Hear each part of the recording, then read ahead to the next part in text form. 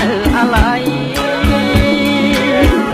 ពេលដែលរៀងត្រូវវាឆ្ងាយនៅនឹងសំណរនឹងស្ដាយអត់ណាយអត់បែកដួងនេត្រា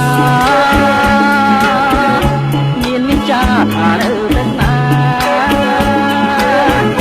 ណែដោយស្មងអិនកិច្ចការទាំងមួយដែលបងខំថែ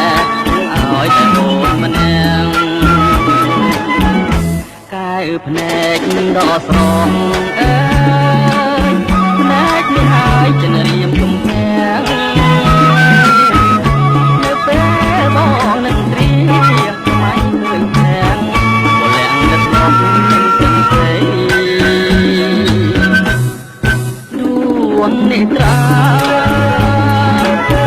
សង្ឃឹមថាជួបគ្នាជាថ្មីចិនរៀមនៅតែស្នេហ៍ត្រីតែសំឡូចចំផែនដីជាអ្វីមកបំបែ